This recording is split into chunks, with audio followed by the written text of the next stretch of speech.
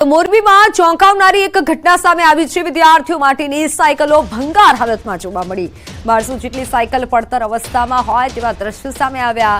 મેદાનમાં પડેલી સાયકલો વચ્ચે ઘાસ પણ ઉગી નીકળ્યું, છતાં વિદ્યાર્થીઓ સુધી આ સાયકલો ન પહોંચી। ડોક્ટર બાબા સાહેબ આંબેડકર કુમાર હોસ્ટેલમાં ભંગાર હાલતમાં સાયકલ હોવાના ચોંકાવનારા ખુલાસા થયા છે। દ્રશ્યો સામે આવ્યા છે। નવી નક્કોર 1200 જેટલી સાયકલ પડતર અવસ્થામાં જોવા મળી છે। કેટલાક સમયથી પડતર પડેલી સાયકલોમાં ઘાસ ઉગી નીકળ્યું।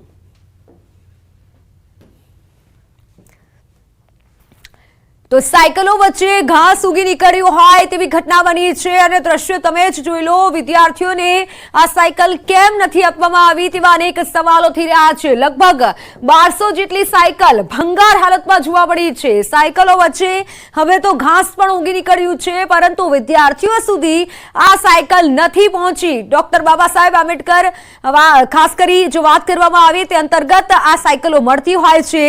1200 જેટલી સાયકલો આપવાની હતી, પરંતુ તે સાયકલ આપવામાં નથી આવી। આ મોટા ખુલાસા થયા છે। ડોક્ટર બાબા સાહેબ આંબેડકર કુમાર હોસ્ટેલમાં ભંગાર હાલતમાં આ સાયકલ હોવાનો ચોંકાવનારો ખુલાસો થયો છે। દ્રશ્યો તમે જ જોઈ લો કે હવે તો સાયકલ જેટલું ઘાસ ઉગી નીકળ્યું છે। જ્યાં આ સાયકલને રાખવામાં આવી છે, ભંગાર હાલતમાં સાયકલ પડી છે, છતાં પણ જરૂરિયાતમંદ વિદ્યાર્થીઓ સુધી આ સાયકલો નથી પહોંચી। અનેક સવાલ ઉઠી રહ્યા છે મોરબીમાંથી। જે પ્રમાણે સાયકલ આપણને જોવા મળી રહી છે, દ્રશ્યોમાં જ જોવા મળી રહી છે કે નવી નક્કોર સાયકલ છે, પરંતુ ભંગાર હાલતમાં છે, કારણ કે વિદ્યાર્થીઓને આ સાયકલ નથી આપવામાં આવી। ત્યારે સવાલ થાય છે કે વિદ્યાર્થીઓ સુધી કેમ આ સાયકલ નથી પહોંચી। જિલ્લા શિક્ષણ અધિકારી કમલેશભાઈ આપણી સાથે જોડાઈ ચૂક્યા છે। કમલેશભાઈ, ન્યૂઝ 18 ગુજરાતીમાં આપનું સ્વાગત છે। વિદ્યાર્થીઓ સુધી આ સાયકલ કેમ નથી પહોંચી, સૌથી મોટો તો પહેલા એ સવાલ થાય છે। જી, અમારે જિલ્લા શિક્ષણ અધિકારી કચેરી સાથે એને કોઈ નિસ્બત નથી। એનું વિતરણ અમારે કરવાનું નથી હોતું, એટલે હું એનો જવાબ આપી શકું એમ નથી, કારણ કે અમારે તો એની સાથે કોઈ લેવા દેવા નથી। અમારે સમાજ કલ્યાણ વિભાગ દ્વારા આપ માહિતી મેળવી શકો છો એની પાસે। એટલે પણ એ પણ સરકારમાં જ આવે છે ને કે કેમ આ સરકારી સાયકલો છે ને? એ વાત ખરી, પણ એ સમાજ કલ્યાણ વિભાગના વડા છે, એ આપને માહિતી આપી શકશે। અમારે એની સાથે કોઈ માહિતી હોતી નથી અમારી પાસે। અને આપ આપના વતી શું કહેવા માંગશો? વિદ્યાર્થીઓ સુધી તો આ સાયકલ પહોંચવી જોઈએ કે કેમ? આપ જિલ્લા શિક્ષણ અધિકારી છો। જરૂર પહોંચવી જોઈએ, જરૂર પહોંચવી જોઈએ, સમયસર પહોંચવી જોઈએ। અને જો ના પહોંચી હોય તો શું આપના મતે કાર્યવાહી થઈ શકે આગળ? હા, એમાં તો અમે કઈ ન કરી શકીએ, કારણ કે અમારા વિભાગમાં અંદર નથી આવતો। અમે તો ઈચ્છીએ કે ઝડપથી છોકરીને મળી જાય, પણ આપ જે તે વિભાગના પર્સનને પૂછશો તો આપને વધારે માહિતી આપી શકે। કારણ કે જે હોસ્ટેલ છે તે જ ડોક્ટર બાબા સાહેબ આંબેડકર હોસ્ટેલ છે અને તેમાં જ આ સાયકલો ધૂળ ખાઈ રહી છે અત્યારે, એટલે મોટો સવાલ તો જિલ્લા દરેક ઉપર થાય છે। આપનો ખૂબ ખૂબ આભાર ન્યૂઝ 18 ગુજરાતી સાથે જોડાયા તે બદલ। તો હાલ આપણી સાથે જિલ્લા શિક્ષણ અધિકારી હતા અને તેઓનું એવું કહેવું છે કે આ અમારામાં નથી આવતું, પરંતુ જે તે લાગતા વળગતા છે તેને પૂછવું જોઈએ। અને સવાલ તે લોકો પર પણ થાય છે કે કેમ આ સાયકલ હજી સુધી નથી આપવામાં આવી। સાયકલ જેવડું ઘાસ ઉગી નીકળ્યું છે, છતાં પણ જરૂરિયાતમંદ વિદ્યાર્થી સુધી આ સાયકલ નથી પહોંચી।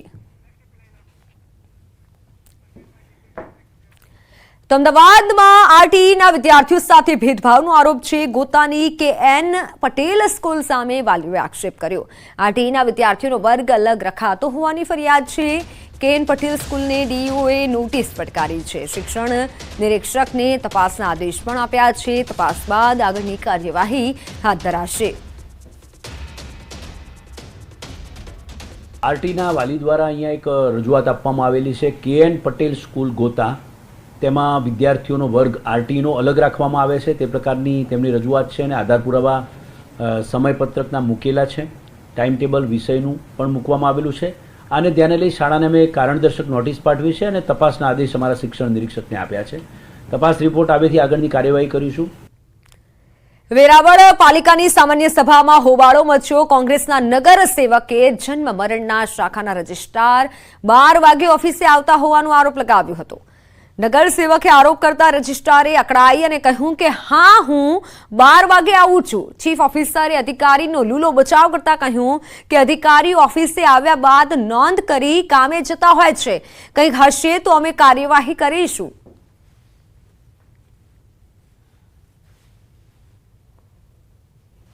એ કાર્યવાહી ચોક્કસ કરશું જો એવું હોય તો, પણ એ હાજરી અંગત કારણોસર ગેરહાજરી ન હોવી જોઈએ. જો બહારે જવાનું થાય તો સરકારી કામે હોવી જોઈએ.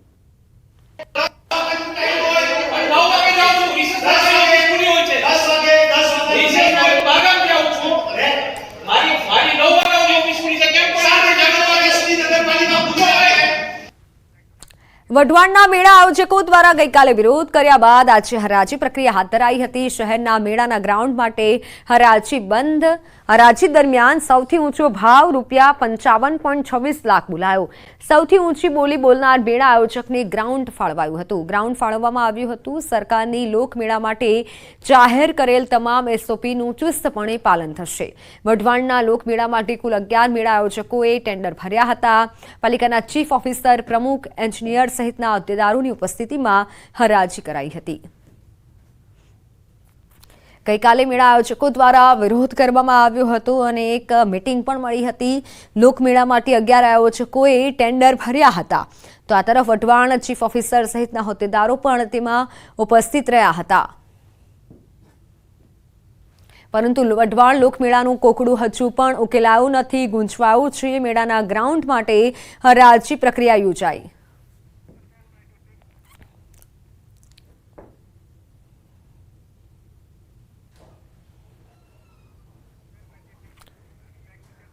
બોટાદની આસ્થા ચેરિટેબલ ટ્રસ્ટના દિવ્યાંગ બાળકો દ્વારા અનોખી પહેલ કરવામાં આવી.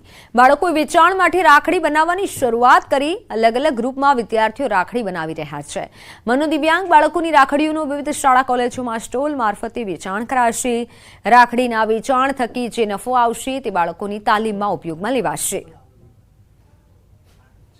રક્ષાબંધનનો તહેવાર આવી રહ્યો છે ત્યારે દિવ્યાંગ બાળકો રાખડી બનાવે છે અને આ રાખડીનું જુદી જુદી શાળા, સંસ્થાઓ, કોલેજોની અંદર વેચાણ સ્ટોલ ઊભા કરવામાં આવે છે. દિવ્યાંગ બાળકોએ હાલ 1000 જેટલી રાખડી બનાવી છે અને જુદી જુદી જગ્યાએ તેનું વેચાણ કરવામાં આવી રહ્યું છે. આ રાખડી થકી એમનું મનોબળ દ્રઢ બને છે. પીએમ મોદીના માનેલા બેન કમર શેખ આ વર્ષે પણ પોતે બનાવેલી રાખડી લઈ અને દિલ્હી જશે. કમર શેખ પ્રધાનમંત્રી નરેન્દ્ર મોદીને પોતાના ભાઈ અને પીએમ મોદી તેમને બહેન માને છે. કમર શેખ છેલ્લા 29 વર્ષથી મોદીને રક્ષાબંધન પર રાખડી બાંધી છે અને આ વખતે પણ તેમણે પોતાના હાથે રાખડી બનાવી અને તૈયાર કરી છે. વેલ્વેટના બેલ્ટ પર મોતી અને જરદોશીથી રાખડી તૈયાર કરવામાં આવી છે. राखी मैं खुद बनाती हूँ. मैं बाज़ार से रेडी जो राखी है वो मुझे पसंद नहीं आती है और अपने हाथ से बनाई हुई स्पेशल वर्ल्ड में एक ही राखी जो मैं अपने प्रिय भाई नरेंद्र भाई को बांधती हूँ. तो जितने वो स्पेशल हैं तो मैं चाहती हूँ थोड़ा सा इसमें भी मैं स्पेशल करूँ और एक ही राखी बने जो उनके हाथ पे बांधूँ.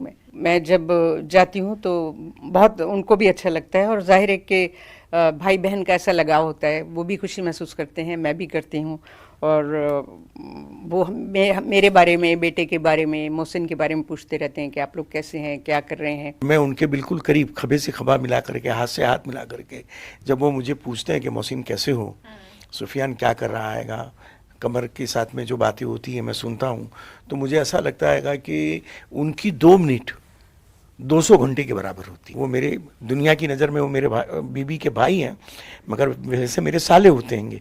मगर मैं उनको सारा कह के मैं उनकी तौहीन नहीं करूँगा. मैं ये समझता हूँ कि इतने बड़े आदमी की 2 मिनट अगर मुझे मिल जाती है तो मेरा जीवन भी उनके साथ साथ धन्य हो जाता है.